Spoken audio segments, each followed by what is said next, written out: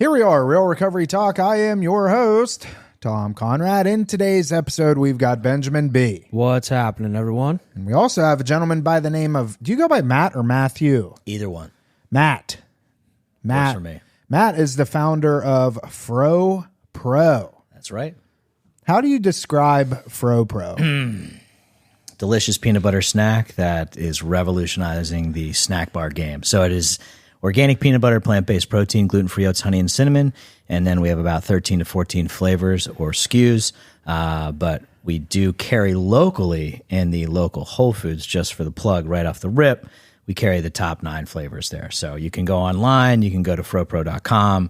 You can go to Amazon. We prefer you go to our website because Amazon is as great as they are. They make a lot of money. They want their cut. They do. So it's a great thing. Super grateful. Work with my wife. It's been a great experience.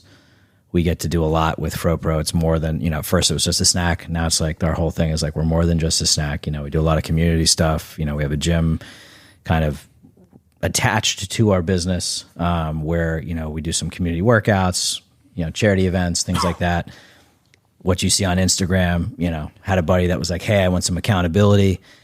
And again, talking fitness, you don't look like you need accountability, right? Because you do what you need to do. But some people do, and it's great. So you show up at 4:45, 5 a.m., and we run workout Monday, Wednesday, Friday, 3 days a week. And anybody that wants to show up can show up. And it's usually a great sweat, good community, good fellowship. And then we jump in the ice barrel. Big shout out to Ice Barrel. Thank you for supplying us with the most triumphant barrels of coldness. And then we kick off our day. Is that why you said you wanted one today? I told you. You're talking to Matt? So, yeah, I saw his Instagram this morning, and I've been following you for a while. But before we even get to that, let me just say thank you for tuning in on the podcast app, whichever one that you choose to use. And thank you for watching on YouTube. In the end, if you have any comments, questions, or concerns, you could always reach us, Tom at realrecoverytalk.com and Ben at realrecoverytalk.com. And ultimately, we want to help you turn your mess into your message, right, Ben? Yes, sir. Whew. I need to come do those workouts. Anytime. I'm telling you, doing that all in kind of one thing, get out of breath. But you end up leaving there. And a lot of those guys are early guys. So it's like they're off to their, some of them go right to work. Some of them are in the, construction business. Some of them are in the, different kinds of service businesses. So they go right to work. Other people are attending their, they go to their 7 a.m. fellowship meetings. They're attending a fellowship meeting. And it's just a great way to, we're out of there by 6:30. You have a half an hour to kind of collect yourself and realize you already accomplished a great workout, a great sweat, bonding with other people, and putting yourself in an uncomfortable position with the ice barrel and overcoming that. Like one guy visiting today was technically forced into the workout, and he was down here for recovery a couple years ago, and I remember him, and it was great to see him, and it was his first experience today. And he jumped right in, and that whole overwhelming feeling of like, my body is freezing. I don't know what's going on. And it's like, all you do is just breathe, man. You just breathe, and then he was fine, and it was like, no problem. So this morning, my kids all woke me up at like 5:45, and so I get on what I normally do. Here's my morning routine for those that are wondering. I wake up, I go take a pee, brush my teeth, and go get my coffee, and then I go back in bed and get on my phone. It's not a good morning routine, I'll be the first to admit, but I get on there, and the first thing what are you looking at me like that? You get back in bed? Yeah, I go get my coffee, and then I go back into bed. I tell my kids, go figure it out. Like, you're technically not even supposed to be out of your room until 7. So I'm going back into my room, and I don't care what you guys do, just keep everybody alive and, whatever. So I go back into the room and hop on Instagram, and Matt is one of the only people that has posted something recently, Yep. And I think this morning, it was 6 o'clock in the morning. I saw some dude getting in an ice barrel, and I've been following Matt for a while. And here's what I'll say about you. And this is obviously a good recovery topic, but aside from the recovery aspect of it, like the consistency that I've seen just in what you do with the business and the gym and the ice barrel. Yeah. You know, every single day I see posts about or stories with gratitude of some sort, your business in some sort, accountability in some sort. You know, so it's really cool to see. And full transparency, this is the first time we've ever connected. I know we tried putting this together a while ago, and, you know, we're all busy and things happen, but, you know, here we are today. But anyway, so I come into the office this morning and I'm like, Ben, I think we got to get one of these ice barrels. And I was in bed actually this morning, and because I think you tagged them, and I started looking at you. So yeah, I want to say there's plenty of options out there. I'm an ice barrel guy. Just because of the experience, the portability, and I think it's more conducive than, again, my opinion, than laying down in some of those bigger tubs that are very nice and we're down. But they're like expensive. They're like $7,000. Things can get expensive, and like, you know, with you guys being here and just seeing your setup in your gym here, you know, you hook up a hose, you get an ice maker, you lease an ice maker, which is a great thing. And I'll set it all, like I can set you all up. It's like the most inexpensive thing to do, especially if you're going to start working with your clients in it, because you have an ice maker, it produces 400 pounds of ice, and you can fill up 2 of those things, and you can run a great breathing workshop, a post-workout. It's hot in Florida. It's just a great way to help people that are uncomfortable in situations become comfortable, right? To learn how to breathe, to learn how to respond, to not freak out. And that's what a lot of it is. You know, it's like my brother's been doing this for years before, like the whole, you know, like Wim Hof's been around for a long time, and this whole breathing thing's been around for a long time, and it's become popular in the last couple of years. But like, you kind of find what works. Like you're saying your routine's not good, but that's your routine and it works for you. And, you know, when the kids get older, I'm sure it'll change, you know? Yeah. It never was my routine before kids. You know, I would wake up at 5 o'clock in the morning, go out. And like I told you before, I think yesterday when we were talking, I was big into CrossFit, going back probably 7-8 years ago. Yeah. And I weighed 185 pounds ish. You know, I could almost do a ring muscle up, never could do Those one. are tough, man. Yeah. But I was in that, and so my routine in the morning was I would wake up in the morning, get a cup of coffee. My wife would be asleep, and I'd go into the living room and read Tim Ferriss books. Oh, nice. You know, 4 Hour Body, Right 4 Hour Work Day, or work. I forget what, you know, and, you know, and that's kind of that's where, and then I started having kids, and then it was like, well, now it's a different season. 100%. You know? Yeah. 100%. What were you going to say, Ben? So I want to go back to like a really simple recovery principle, so to speak. And Matt and I just met an hour ago, literally for the first time ever. And you know how we talk about attraction versus promotion? And a lot of times on the podcast, and we've talked about this before, like we get young guys in here, or the young ladies hopefully gravitate towards our women that work here as far as the lifestyle that they're living. But like, just knowing that Matt's in recovery, you know, and just meeting him with what we've talked about in the last hour, like I find myself saying, oh, dude, I want to be like this guy, right? Yeah. Sobriety has to be attractive. And just with everything that he shared thus far, and I don't want to get the cart ahead of the horse, but as an example, I'm like, dude, here's a guy who got sober in 2010, so had to go to treatment, all that stuff.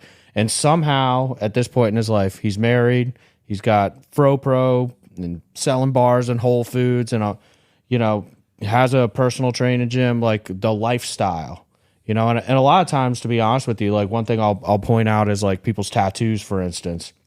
You know, we're not just a bunch of white coat folks sitting here diagnosing you, telling you what you got to do and barking orders to be sober. Like he's to me at least in this very, very short period of time, like, dude, I want my sobriety to look like that. Right. End result, or whatever, the journey that you're on, so to speak. Yeah. And I'm curious to like hear what for him, like what it was like. I'm sure we'll get into some of that. I don't want to get ahead of ourselves wherever we're going organically with it, but dude, it's a prime example of like, if I ran into him at a meeting or something and I'm on day one, I'd be like, what's that guy? How'd he get there? Right. Yeah. Right? I appreciate that. Thank you. No. Yeah.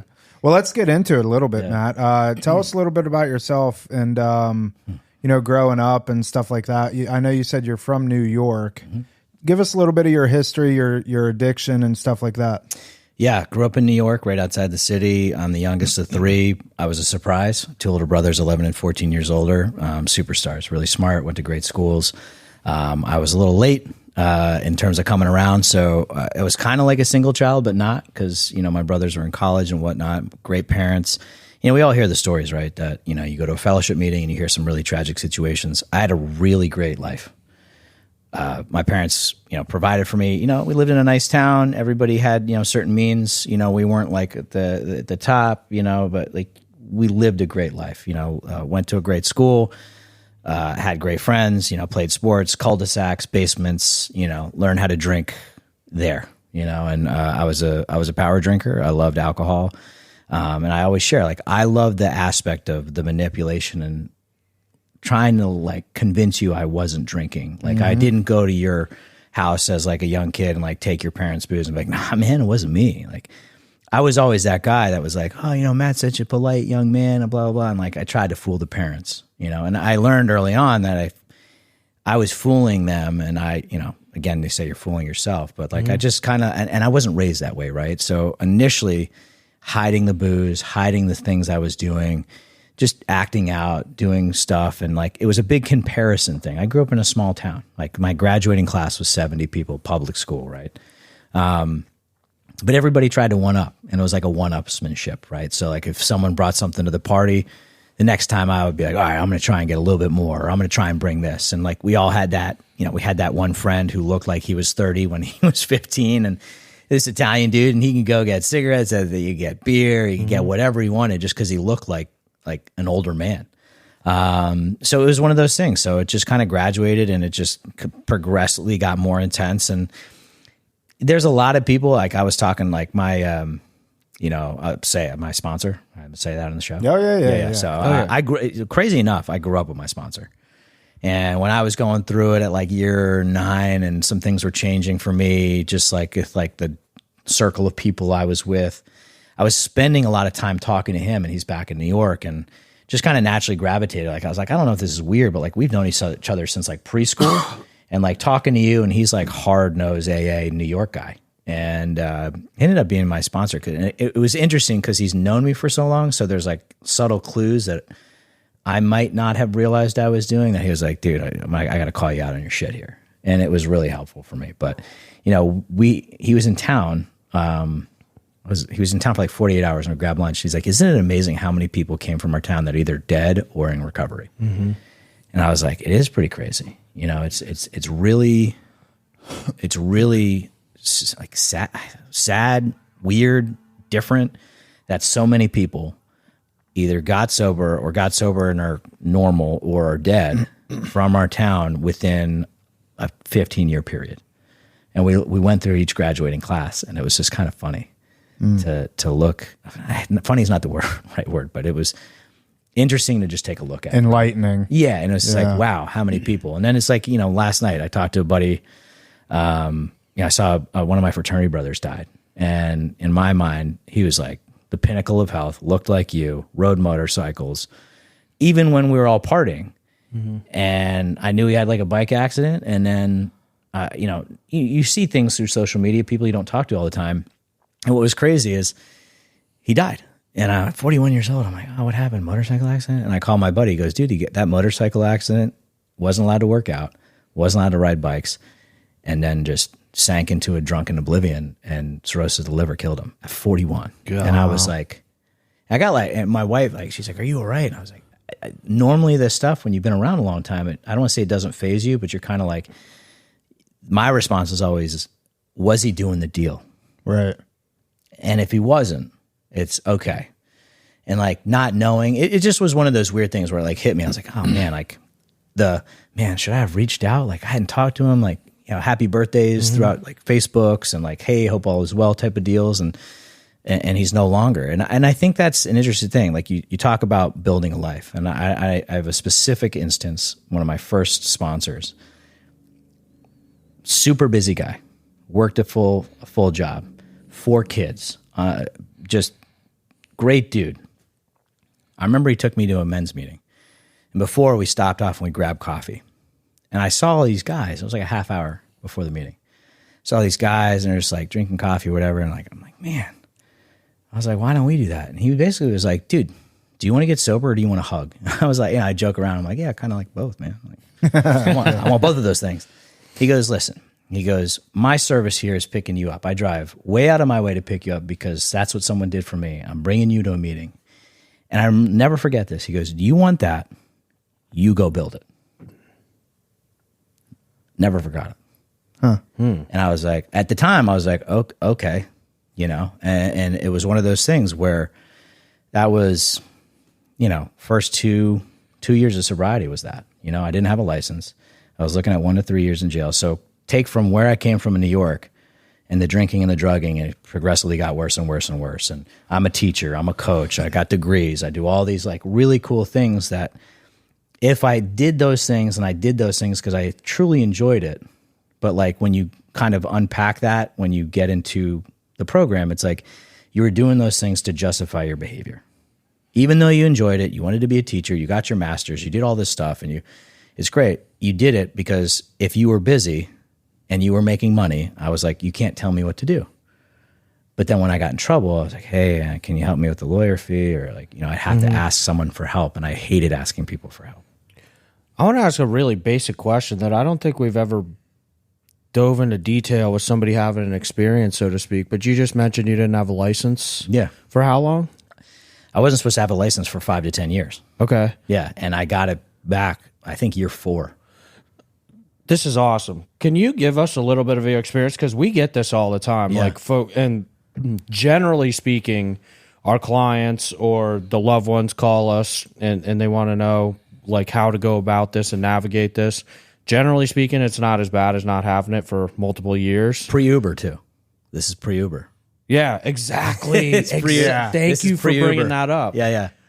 Because I hear it all the time, like, oh, if I don't have a car, how am I supposed to be successful in sobriety? Is basically what I end up hearing from these conversations. Yeah. Like, how did you navigate that? What'd that look like for you? Well, yeah, from the get-go, when I finally learned about the fellowship and I was going around, and it was getting out of my comfort zone and be like, hey, man, like, I don't know which way you're going. Can I grab a ride? And I'd have to ask. I'd have to humble myself and be like, hey, I don't know. And everybody was always like, yeah, man, whatever you need. Oh, that guy will pick you up. This guy will do this. And that's how I learned. I was like, what do you want from me? If you didn't hear my share, I'm going to prison. I've lost this. I've done, and they're like, yeah, dude, just show up tomorrow. And if you need, call this, you know, like that whole breakdown of someone just being like, And then when I did, and it was like, you have 2 feet. You have to get somewhere. Start walking. Get on a bus. I was very fortunate someone gave me a bike. And it was like, wherever I had to go, that's how I got there. If I couldn't get a ride. So my biggest first purchase, like when I was dating this gal, and she would drop me off places. And I was like, is this weird? Can I put a bike rack on your car in case like I can throw, like you pick me up, and like, is that weird? And you know, I say that now, she's my wife. And that's cool. Dude, that's awesome. So like she and I were together when I hit bottom, and like we had partied a little bit. She never saw like the dark, like we called it like the zombie mode. She never saw me like too out of control. So when I was like, hey, this has been really fun knowing you for 3 weeks, and like I really like you, but we had prompted the whole relationship with, I'm moving back to New York, so let's just have fun. And she was like, kind of like, okay, like I like you, let's go out on dates. And then when I went to treatment, I was like, I'll be gone for 30 days, 60 days, 90 days. But what was interesting is that the place that I went to, I did a lot of work, like what you would hope to do when you go to a treatment facility.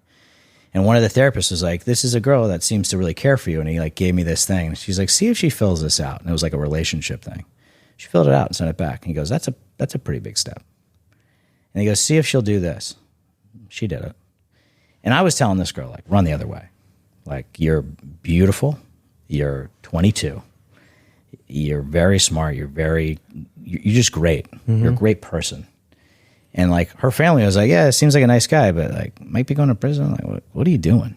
You know? And yeah, she stuck with me. And like the whole idea of when you get into a room and you find a fellowship, they love you when you can't love yourself, right?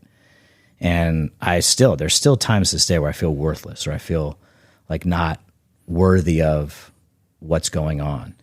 But to like go back to that process is the same question. Like, are you willing to go to any length? Yes.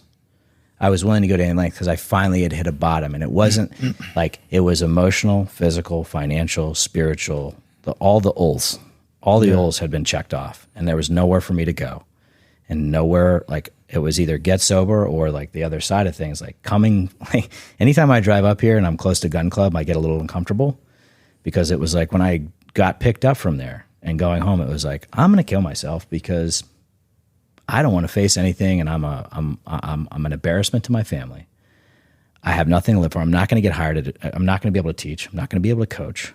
All the things I worked really hard for that I took for granted, I'm not going to be able to do. Shocker. And being in that position, you know, it's like I reflect usually on like anniversaries, but it's like it could have gone the other way.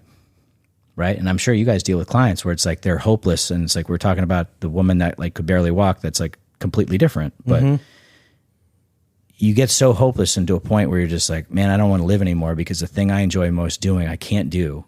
I don't know the alternative. Or the worst part is when you know the alternative and people go back out. Yep. And then it's, from what I understand, is really hard to come back. And it's like, because like I always said, if I go back out, I'm not coming back. Yeah. I have no thought. I don't want to drink. I don't want to drug. Today, it's a lot about that emotional sobriety, right? Like, am I doing what I learned? Am I living by these principles outside in my business, in my marriage? My circle has gotten like really small in the nicest way possible. You know, like acquaintances, love business, like loving meeting you guys.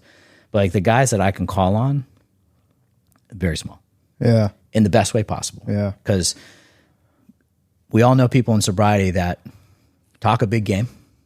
Oh yeah. And then you're like, wait, what are they doing? Then you see him out. Right. It's Wait, like, huh. you know, and I always tell my guys that I work with them, I was like, we can talk a great, you know, like meet with my sponsees, right? We can talk a great game. We could go over the book or whatever. But like, if you were to leave here and I was out back doing some illicit shit with someone that wasn't my wife or like kicking an animal or what, you'd be like, wait, the words and the actions aren't aligning. Nothing, it's not making sense. So I've been accused of being intense quite often. And I look at that as a good thing because like, this is my life and you have a way of doing sobriety.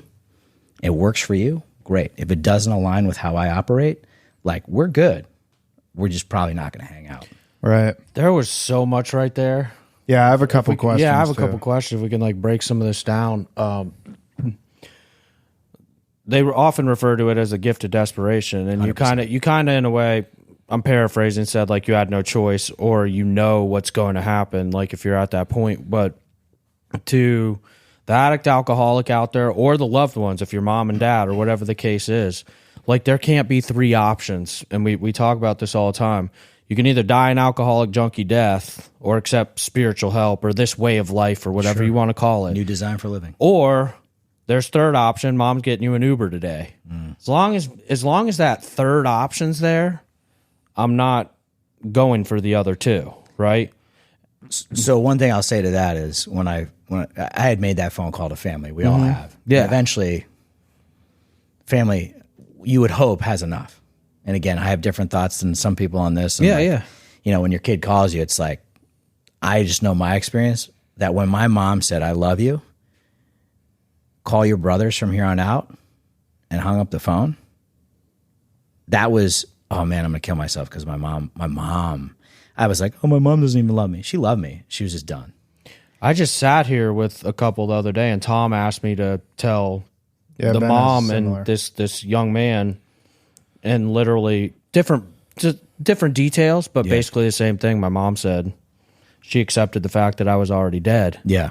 And that's That's a very pivotal moment for Yeah. people that we've seen. I mean, the three of us sitting here, we all have, I mean, each of us have 13 years of sobriety. That's crazy. Yeah, it is. All and two within a couple of months of one another. That's Matt, nuts. you have the most sobriety. I'm second, and Ben, you're last. I'm a peasant. Took you a little longer. so great. But you know, we do see that a lot with, you know, we've had a ton of people come on this show and for a while there, we would ask a question at the very end, like, okay, you're speaking to a family or a loved one that has another Matt, you know, and what is something tangible that you would tell that family, that parent, that loved one? They had a Matt in their life, a son that was just running crazy, you know. What's an actionable item that you would give them today, something that they could do to help the process along? And maybe 99% of the time, they all say, stop enabling. And I mean, you know, and it's interesting you say that, because I wanted to say I read the article. I read like a very small piece of this article, but it was like titled something along the lines of why kicking your loved one out doesn't work, or something along those lines. And it was an article specifically about addiction and why the tough love approach isn't the ideal approach.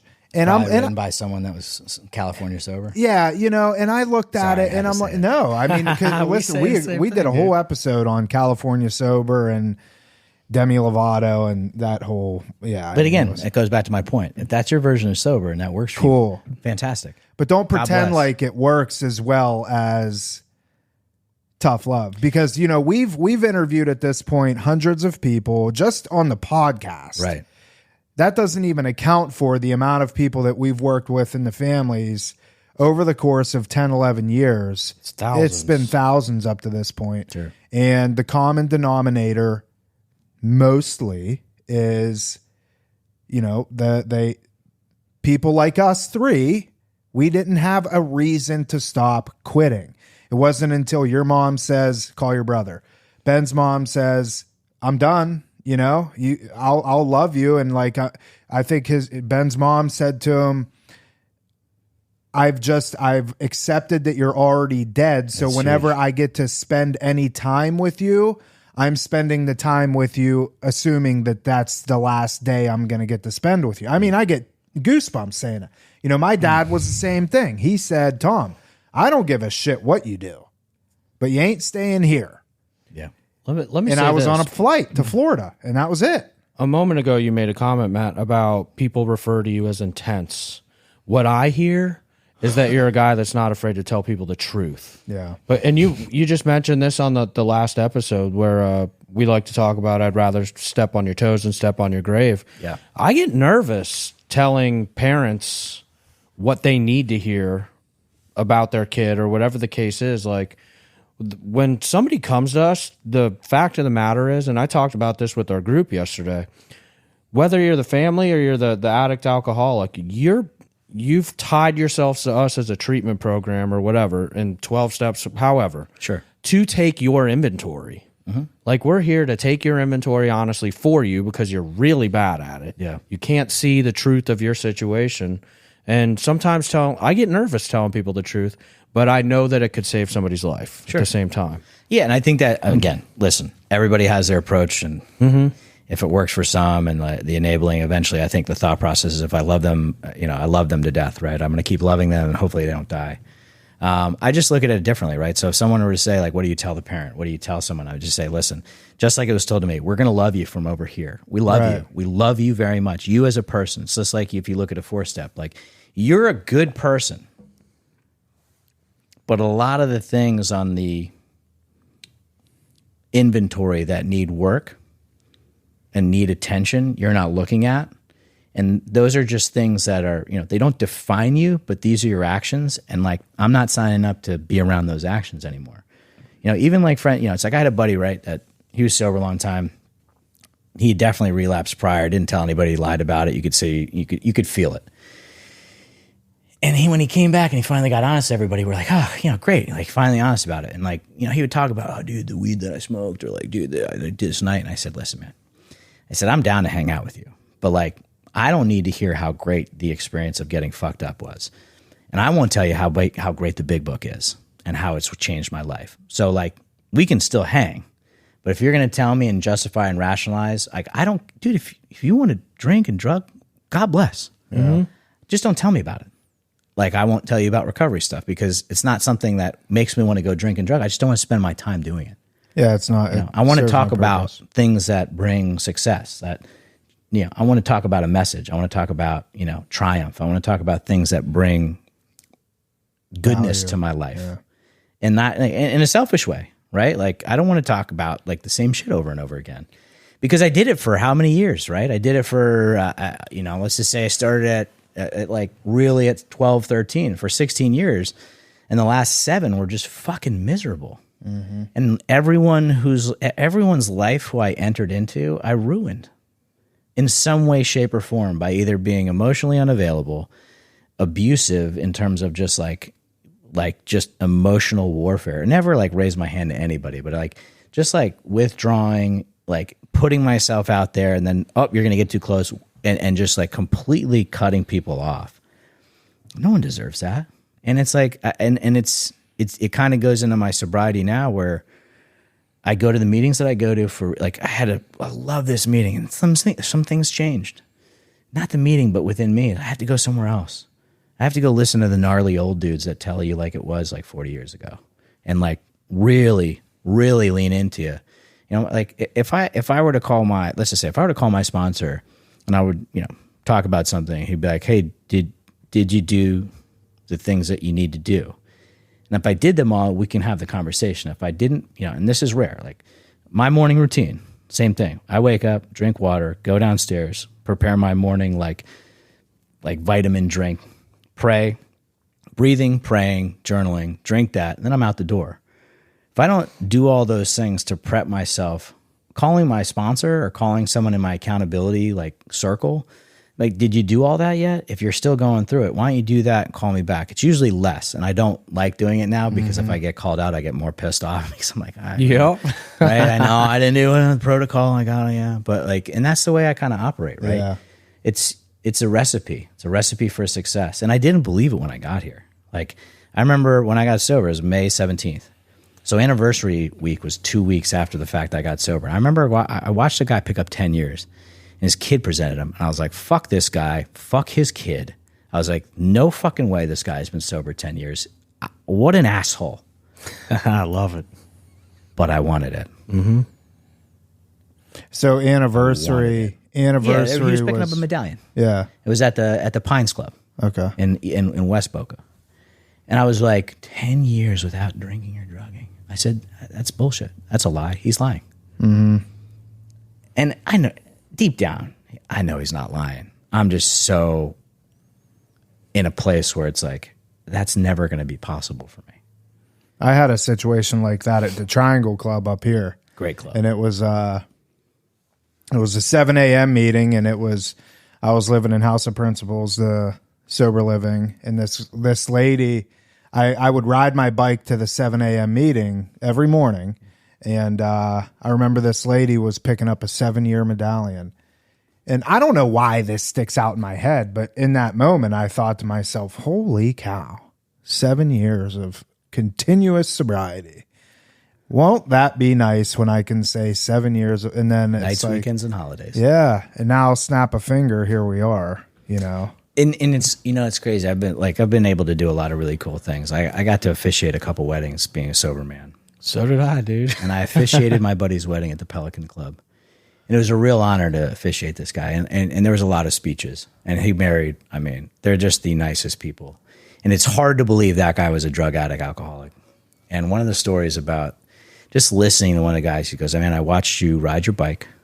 I watched you work 7 days a week for years. And now he started his own businesses, has 3 of them, and he helps other guys do the same thing that are just coming around. Even guys that weren't sure of themselves in sobriety with time. He goes, why don't you start this? Like when I started, like when I went to go get to get a space for FROPRO, I was trying to find someone to tell me not to because I was terrified. And I remember one of my buddies was like, dude, you should have done it 2 years ago. I'm like, what the fuck? Why didn't you tell me? He goes, you weren't ready to hear that. He goes, seems like you're ready to hear it. And I was like, wow. I was like, 2 years ago you thought that? And it's like, yeah. I'm like, why not? But you had to get to that point. You had to get out of your own way.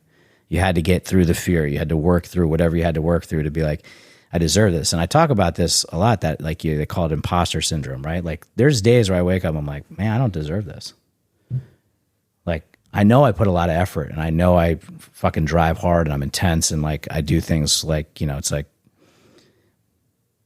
I have a full day before most people get up, you know, like, Thank you for saying that. You know, like I'm like some people wake up at 9. I've been up for 5 hours working because it's my choice. Not like, oh, look at me, but like that's my choice. And other people that, dude, I don't get up and like they're night owls. Dude, God, good for you. My phone is down at 8, and I am lounging or trying to spend quality time with my wife, whatever we're doing. And it's just like, and then it's like the next day comes, and I'm like, wow, thank God. And that prayer of like, inviting God in. My sponsor's big on that. He's like, did you invite God in that situation? No, I didn't invite God in that situation. Hang out the phone, go invite God, let me go pray.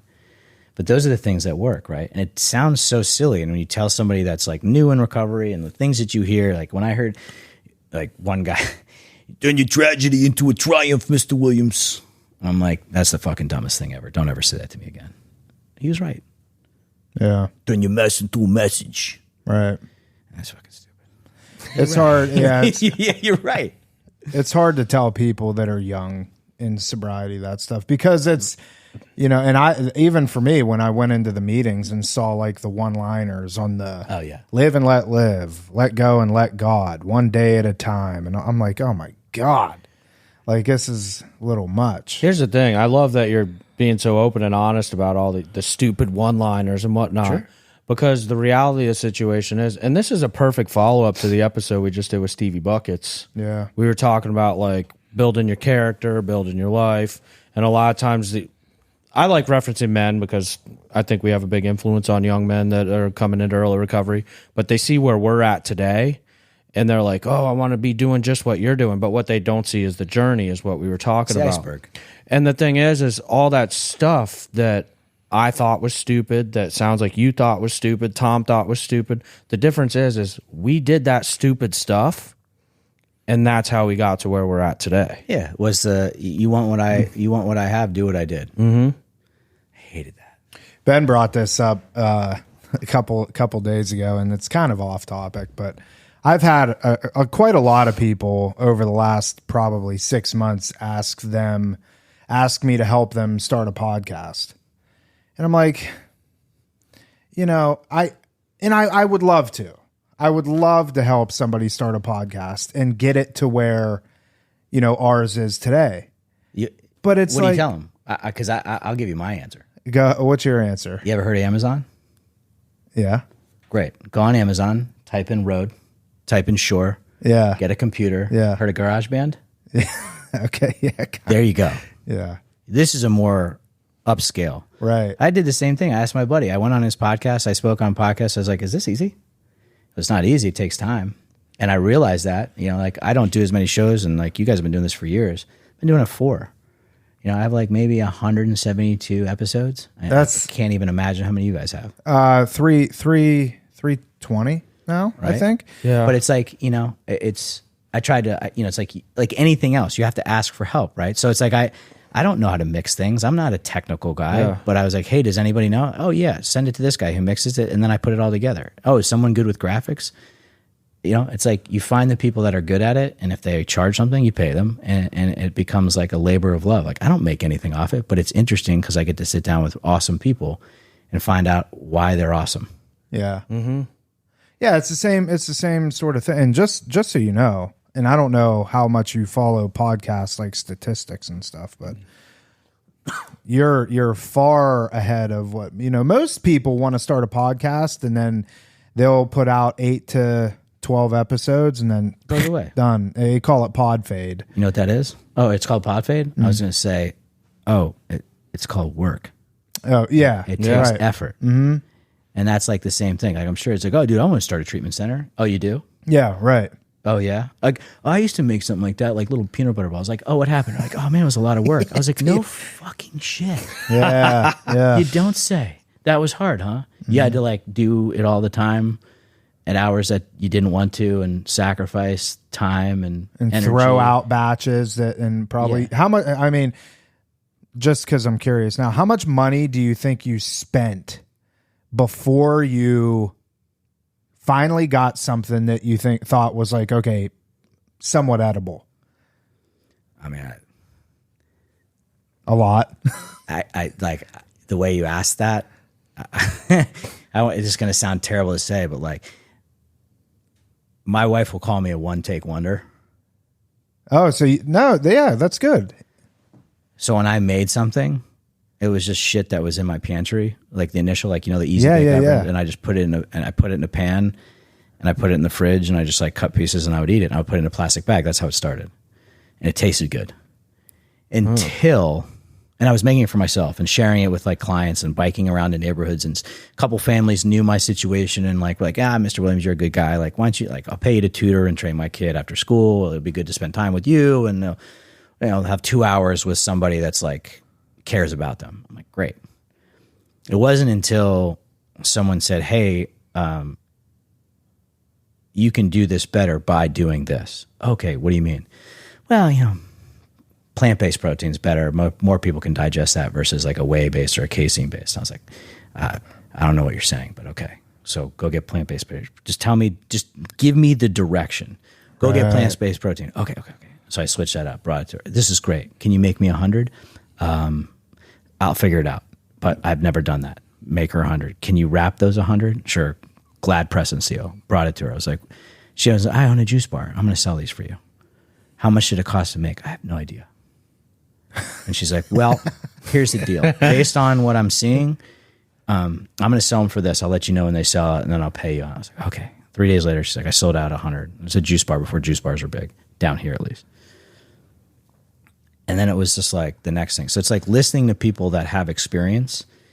And again, there's a lot of people with experience out there that take advantage of people. And like, I'm not saying that I got this far without being, people taking advantage of me, or like me. I will give you the benefit of the doubt until you either kick me in the dick or spit in my face or hurt me or my wife. And even then, I'm just like, hey man, like, God bless, like, we're good. This is the end of our interactions permanently. I wish you the best. But like those things where it's just like comes down to everything else, right? Like, does a guy with 1 day have more knowledge than me when I'm just coming in? Yeah. Am I going to talk to the guy with like maybe a difference of opinion here? Am I going to go talk to the guy with 10 years that has what I want and has all the stuff? Probably. But I'm still going to talk to the guy who's gotten this a day before me. So it's like those things, you never know where you're going to find the gold.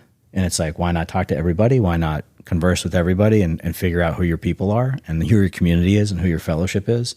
And like, I would hope a lot of people, like, just walking into this, good energy, right? You got the gym, you got everything.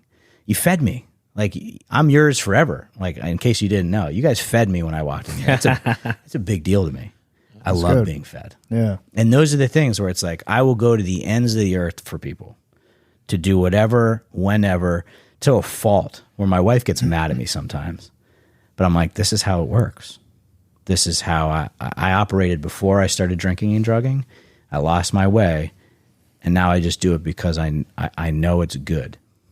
Well, and people probably did it for you. 100%. They showed up. People, like, showed up was an understatement. Yeah. It's like, for people to, like, with 4 kids, drive completely out of their way to drive back to a place, to drive me back, to go back. That's a service. What do they say? If it's convenient, it's not service. Right. Oh yeah, I talk about that all the time. Yeah.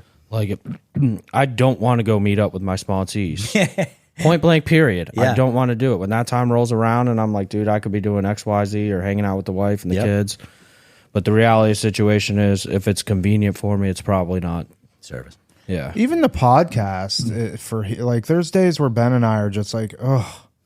Another podcast. But it's service, because a lot of people rely on this every Wednesday and every Sunday. And go ahead. What's funny about that is, a lot of times we'll be done recording a podcast, and I'll look at Tom. I'll be like, dude, that one was kind of weird, and Like it just wasn't vibing. And I'm like, no, dude, we're putting it out. I don't care. And the next day we'll get like an email like, oh, that was the perfect topic for me today. I'm like, you guys remember like, Foursquare, the app? The check-in app prior to Facebook. It was like Foursquare. You could check in and get points. no. It's like 2 prior Facebook, you said? It was like around. Okay. And it was called Foursquare. Like if you frequented a restaurant, if you checked into that restaurant, you got points to the point where you sometimes could get not that I went there, but I saw it one time at Hooters, and it was like Foursquare Customer of the Month. They had been to Hooters and checked in so many times that they got a parking spot for the month up front. Nice. It was an app, and it was a check-in app. And I used to check in when my now wife, girlfriend, we moved into our place in Boynton in Tuscany, and there was a gym. It was just like the neighborhood gym, and I called it Tuscany Bay Training Grounds. I was just, being an idiot. And just like checked into Tuscany. I was like, what the fuck is this Tuscany Bay Training Grounds? And one guy was like, yeah, dude, like, hey man, no one fucking cares that you're working out every morning. And I was like, oh man. I was like, all right, yeah. I was like, oh man, I'm annoying. And all right. I stopped. A couple days later, I get a DM from somebody back in New York. Hey man, what are you doing? I was like, oh, nothing. He's like, you still working out? I was like, yeah. He's like, I haven't seen you check in at Tuscany Bay Training Grounds. So I'm like, yeah, dude, I just, someone said it was like annoying and like enough is enough. And he's like, Bob, just so you know, every time I woke up and saw that, made me go to the gym. Dude, I love this. The stuff that he's saying is like real life experiences. Cause I had the same thing happen to me where this was probably a year ago. I was posting my meals just for the hell of it. Yeah. For a while, for like a couple months. I don't know what made me start doing it. It was like some oatmeal and some eggs. And just like a few meals throughout the day. And I stopped doing it. And somebody sent me a DM. Why don't you I like seeing what you're eating to get ideas. And I had no idea. Yeah. Because I was thinking the same thing. Oh, this is stupid that I'm putting this up here. Why we am I talk doing ourselves. It's a fear thing. It's like an insecurity thing, or an ego thing. And I even like when you're building something, right? Everybody's like, yeah. And then when you again, just something I just thought of, and I've thought about it before, where it's like, then you have something and it's working, and they're like, oh, yeah, okay. And then when like things start to go well or you're succeeding, that's when you kind of see. And the claps and the applause starts. Like when you get, right, like you're getting a year sober and you get these little medallions right there. The attaboys stop after year one. Yeah. Yeah. And that's when you dig in, right? You see people 1 to 5, 6 to 10, and then it's double digits. You don't see much from 6 to 10. But what's interesting is like I would post stuff, and again, I think I'd be annoying. I post funny stuff with like pickleball and golf and like the fun stuff, the highlight reel stuff. Oh, I forgot you're big into pickleball. I don't think it's like the highlight reel, but it's just like funny, and I like to be funny. And my wife says like, "You're funny, but like enough's enough." And then she like will just keep me in check. And a longtime sober guy that I've known for years, he said, I want to see some more like back end, like you're going through this, like I talk to you and you're going through this construction stuff. And I can see that you're here for me and we're training, but I know that you are burning stuff in the back thinking about when's this, blah, blah, blah, blah. And I had left the food show in Philly, and I came up with like a list of ideas. So when I came in, I had already started filming some content for it that I wanted to share with about, going to these food shows and seeing, a brand that started last year co-sponsoring one of the biggest food shows in the country. It started last year? No, it started last year. But then when you find out, like, oh, this like new drink company started last year, you're like, how do they afford spending? It's a lot to sponsor this. It's 2 major food shows. They're a co-sponsor. They have the biggest booth on the block in the show. Man, how did they do that? Year 2? How do they even afford that?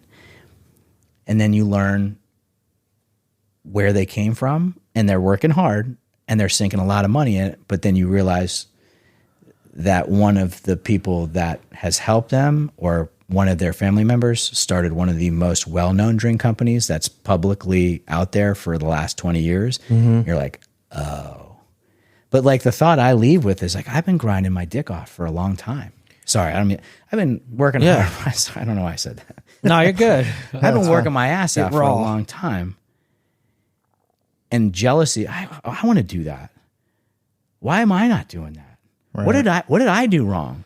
And then I talk about it, I posted some of the videos with the construction, and a guy who's like created and sold and created and been successful, unsuccessful, DM me. He goes, man, I love your goofy shit because you're a funny dude.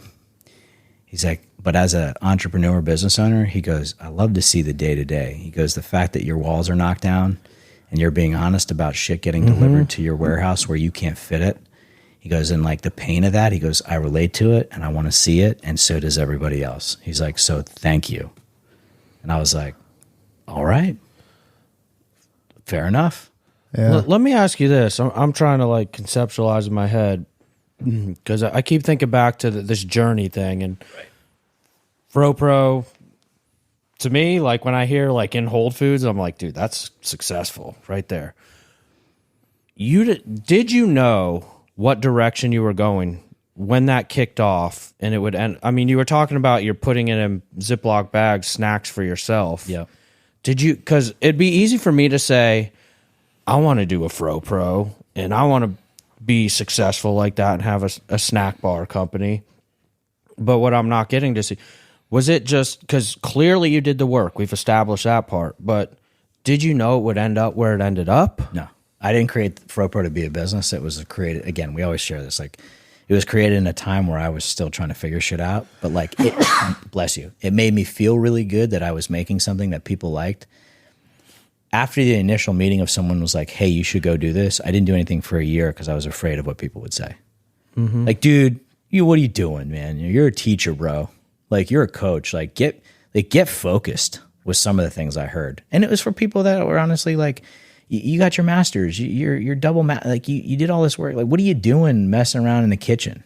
I was like, I don't know. Like, I didn't know what I was doing.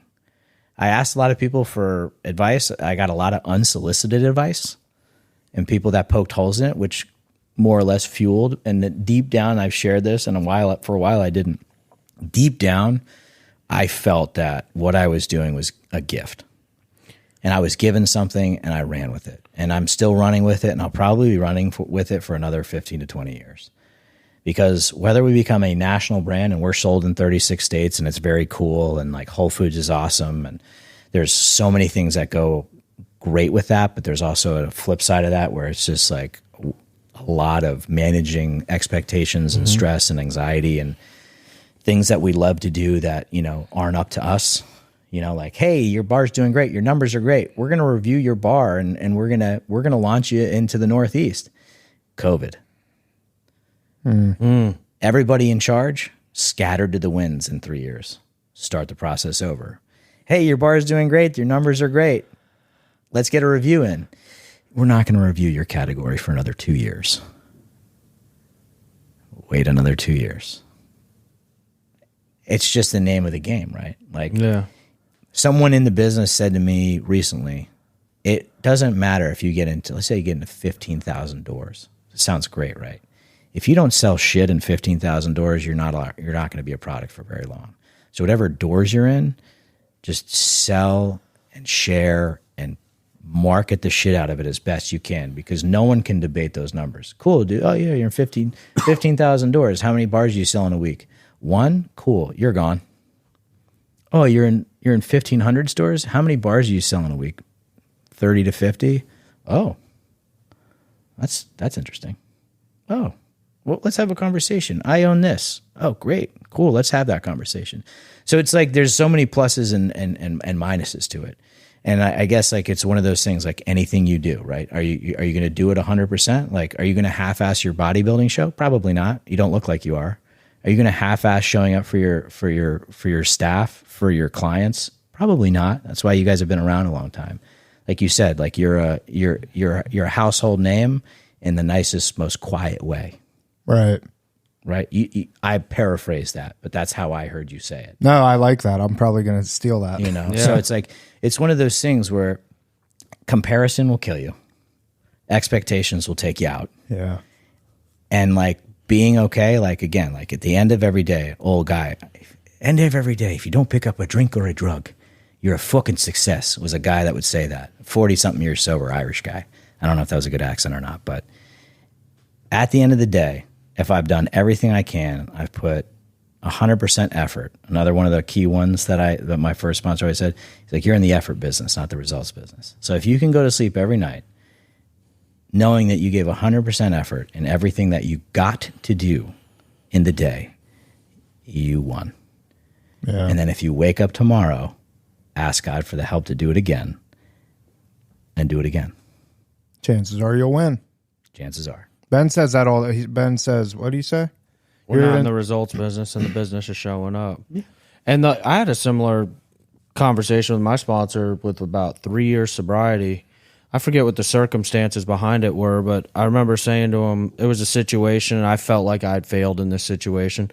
And he just looked at me, did you do the best that you could? Mm-hmm. I said, yeah, with the information that I had, I handled the situation the best I could. And he said to me, what would God want of you? I'm like, to do the best that I could. He's like, who the hell are you to hold yourself to a higher standard than God would? You know, and this comes back to, like, again, like, 2020 hindsight, I know the work that I did to get to where I'm at today, but if I'm honest about it, I never saw where I was going, if that makes sense. Like, there was no set destination in my mind. Well, it's uncharted territory because you never been sober this long. Well, that's true. It's not. It's unwritten. Mm-hmm. Well, yeah, I think that's been the case with here, the treatment center. It's been the case with the podcast. It's been the case with FROPRO and, you know, all the stuff that you've been involved in. And I mean, it's just the way that it is at this point. Yeah, I mean, and here's the thing. Sorry, that was someone's trying to get bars. You know, anything worth doing is worth doing well, right? Like, again, it just goes back. You're not going to half-ass anything. You're not going to be a half-ass dad. You're not going to be a half-ass business owner. You're not going to half-ass it in the gym. Right. And there's days where you're like, man, you feel like you're getting you can perceive that you're getting shit on, and you're really never getting shit on. The only time we're getting shit on is when we're drinking and drugging, in my opinion. So it's like, again, I share with, like, something like, you know, you speak at a meeting, you share with it. It's like, not every day is going to be great, you know, but any day is better than what I was used to, what I used to do, how I used to act, how I used to crawl into a ball of just like a fear and just like complete like avoidance of responsibility, interactions, love, any of that, you know. So have the hard conversations, right? Have the hard conversations with your family. Like, have the challenging conversations, you know, take a tough thing that comes your way and do it with grace and invite God in to, like, truly, like, change the dynamic of it. You know, it's like, you might find yourself in a position of like, this is really uncomfortable, but then you get through it and you're like, that wasn't that bad. Right. Let me ask you a question, because for me in early recovery, I really struggled with the whole God, higher power thing. Mm-hmm. Several times throughout this episode, you've referenced, did you invite God in? To you, what does that mean for you? It's just like, get out of myself, right? Whatever you believe in, you know, I've never been a fan of like the doorknob thing, but like, you know, I challenged that because I was really angry. Mm-hmm. You know, my dad died when I was young. My friends died, taken from me. So I had a lot of bitter anger towards like what you would call a supreme power in the world. Like, I grew up in church, you know, stuff like that. But I think that like inviting God is inviting that peace, calm, and serenity that I seek every day, right? To any situation that I have. That's not man-made, you know, that's like universe, whatever you want to call it. Like, yeah. So for me, it's like, get right with whatever your understanding is. And if you're, you know, atheist or agnostic, you don't believe in anything, like, find something that brings you peace and invite that in before you encounter anything, right? Like a small prayer before this podcast, a small, you know, before walking in the door and meeting you guys, you know, just, again, I think those little things, it's like that gratitude, right? Those small things we get to be grateful for, that you're just like, wow, that, you know, that's really cool. And like, I got to remember those small things and celebrate those little wins and celebrate those successes and realize it's not me doing it, right? And it's my effort. I love that you clarified that. Right. It's not me doing it, it's my effort, because again, it's like something goes wrong here, right? You're not passing the buck. You're taking ownership. Doesn't matter how many people work here. At the end of the day, if it happens, you're the guy. And it's the same way I operate with anything else, right? In the business, doesn't matter who's running it. At the end of the day, if there's an error, customer, whatever, complaint, taste, bar, something wrong with bar, something issue in the gym, comes down on me to deal with it effectively. And usually it's inviting that process in of like, all right, this isn't personal. This isn't someone out to get me. This is, I got to invite whatever I believe to be my higher power or my God or my universe in to like handle situations appropriately, speak eloquently, be a person that is caring, listening, compassionate, authentic, aware, like truly being, it's like there's so many different, like it's a tough thing to describe. And I feel it mostly obviously at like at like 4:30 in the morning when it's quiet in my house and like I can be quiet and there's no one else. There's no other human. My wife is asleep. My animals are asleep. Like it's just quiet. And that's like something I try to like seek, like, again, like here and here, right? Head in the heart of like, let's calm it down. Because I mean, we all have been there. We can all stir shit up and fuck shit up real real quick. Yeah. And it's just not a good feeling, right? And there's days, right? Like that invite, that I don't send that invite out, and it's a pretty gnarly day. And it's a pretty uncomfortable day because it usually involves me making poor decisions. Not in regards to drinking and drugging, but like speaking the wrong way to somebody, not listening, not engaging appropriately, stepping out of line, inserting myself in a business that has nothing to do with me. If that makes sense. Yeah, definitely. I hope what like our listeners pick up on is the fact that like it's, to me, throughout the course of this entire episode, what I'm hearing is you partake in certain rituals, you partake in certain principles, you act within a certain character, and the details of your life, like obviously you've gotten somewhere great. And I would assume that you're very happy and serene with where you're at in life today. We always want more. It's the what's next syndrome. Yeah. But however, like I hope what people pick up on is not so much the details of your success, but the principles that you're living your life by and the methodology, so to speak, strategy, tactics. It takes the mindset. I mean, it takes a long. I mean, you read books about mindset. Mm-hmm. If you break those thick books down, it's about that mindset of like what works, and then working that day in and day out, no matter what, and no matter what situation, good or bad. You believe it's been almost an hour and 10 minutes? Wow. I have not. This was a good episode, I feel. Well, I'll say I enjoyed this one. Oh, yeah. A lot. We enjoy... Vote of approval. I love it. Yeah. We enjoy a lot of them, but this one was really good. So I got a couple other questions, totally non-recovery related. Let's do it. Creatures of habit. Yeah. You like them? It's my guy. Mike Chernow. Yeah. Good dude. Never had it. Ben, when you get off of this crazy bodybuilder thing you're doing... Yeah. So Creatures of Habit, I found them from Mind Pump. Mm-hmm. Do you listen to Mind Pump? No. The podcast? No. I'm a modern, occasionally a Rogan guy, a modern wisdom guy. My brother sends me a bunch of stuff randomly. I just listened to the one with Rich Roll on Modern Wisdom about sobriety and his life changing. Like it was like 2 hours. It's pretty cool. Rich Roll's good. He's an ultra marathon guy. Yeah. Vegan. He's a vegan, but don't hold that against him. No. Mind Pump, I would highly suggest. Ben and I are like Mind Pump. Well, I'm a Mind Pump junkie. I'll check it out on the way home. It's the #1 health and fitness podcast ever. It's Sal DiStefano, Justin Andrews, and Adam Schaefer.